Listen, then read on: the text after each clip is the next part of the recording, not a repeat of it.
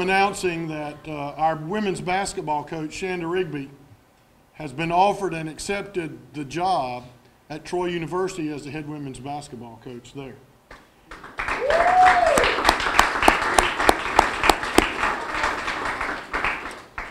Chanda is going to leave behind some very sick administrators, some crying players, some people in town that are going to have a void to fill. The run that she's had in 7 years here has really not been matched. We had a Hall of Fame coach here in Vicki Carson for 25 years, and she has the most wins of anybody in the state of Florida, and she has carved out her name, and rightfully so. But in fairness to Coach Rigby, Vicki did not face the challenges nor the competition that Coach Rigby did. Coach Rigby came in here and figured out what that was, and she said about taking the steps and doing the things that we had to do to see that we got on top of those people. And I can say in the last 2 years there has been nobody better than us, and it's due majority to her hard work and her leadership, her eye for talent. Her eye for talent is hiring assistant coaches, and my bosses for allowing me to hire 7 years ago. So with that, I would like to introduce our president, Dr. Ed Meadows. He has a couple things he'd like to say about Coach Rigby and bring her up. Dr. Meadows. Chanda, could we get you front and center up here? Okay. Well, first I want to echo Bill Hamilton's remark about how remarkable the 7 years have been for us at Pensacola State College. And I also want to echo also what he said is Coach Rigby has done a miraculous job in a lot of different arenas, not just the basketball arena. She has made an impact on our community. She spoke recently at the Downtown Rotary Club, and for the next month after that, I had people, Rotary Club members, coming up to me telling me what a jewel we had in Coach Rigby and how she represented our institution in such a fine way. She's also gotten involved in a lot of other groups, and she's developed herself professionally through some of the community groups that she's been associated with. And one of the women's groups that she's associated with, those women are business ladies, and they come up to me as well, and they brag on Coach Rigby and how well she represents our institution. Now, where she's going, Jack Hawkins, the chancellor, he's a friend of mine. I've known him for many, many years, and he has made that institution what it is today, but he's not through. And one of the areas that he is still making is the athletic program. So they only went to Division I a couple of years ago, and they've done very well. But he saw in Coach Rigby what he wanted, and that's someone that can take the program to the next level. And I have no doubt that she will do that, and she will do it in short order. And she will make Troy University proud that she is the head women's basketball coach there for a lot of different reasons. And one is that she'll get involved in the community. She will get involved in the university, externally and internally. And what Jack will like a whole lot is that she'll be a winner. So let's extend our congratulations to Coach Rigby one more time.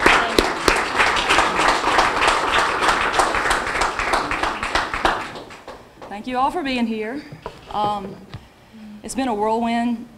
I got called yesterday to meet with the chancellor at 3 o'clock. I didn't know if that was, I thought it might be a good sign, but I drove to Montgomery, and I thought it was going to be a 30-minute meeting, but at 8:30 I finally got out of the chancellor's office. He was very thorough, and he asked me to be his basketball coach, and I accepted.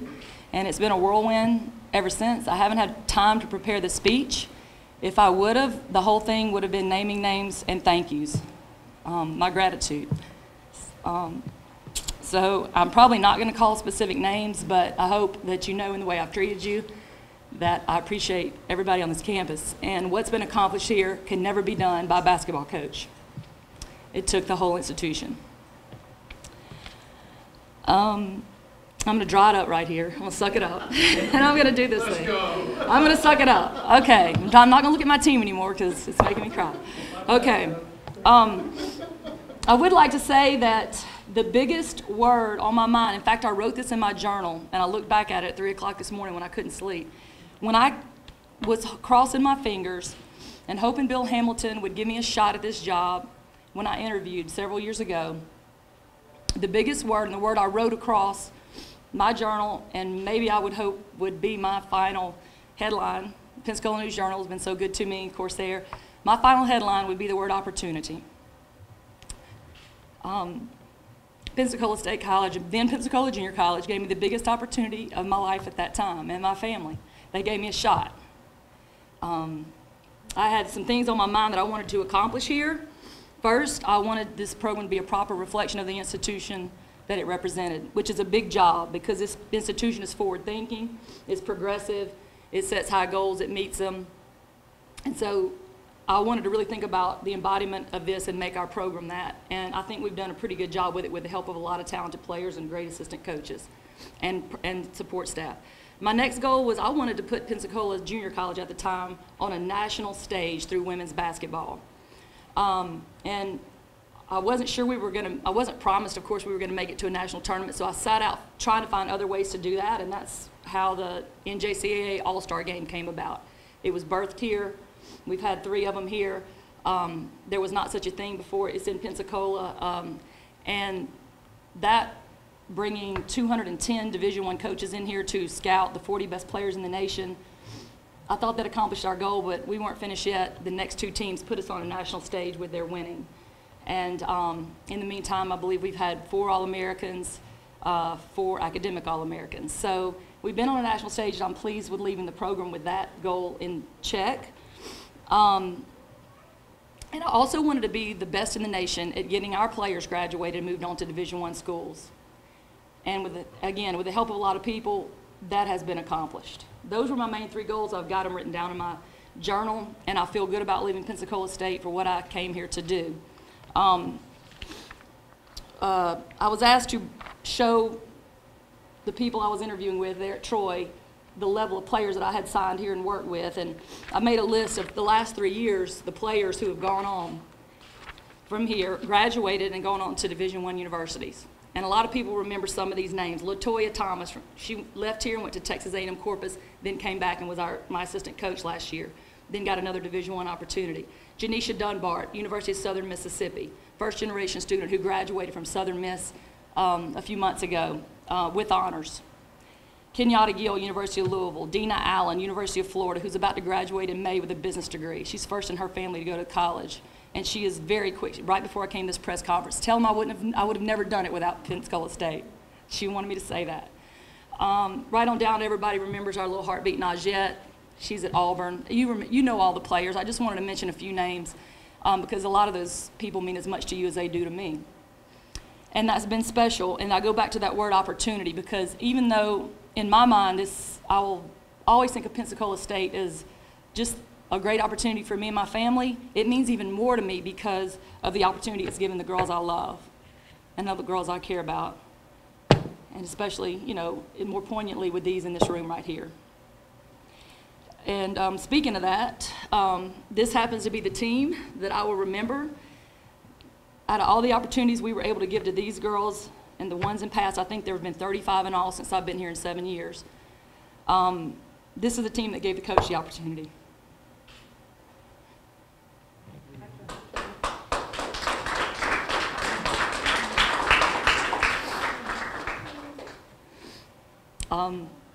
Enough said. I mean, they created a way for me. I wouldn't have gotten this opportunity if you wouldn't have put me on a stage of winning. It's your talent, your determination. I know we went through a lot of ups and downs, but again, I'm grateful to you. I mean, I know some of you have told me that you're grateful for me, but I'm grateful for you as well.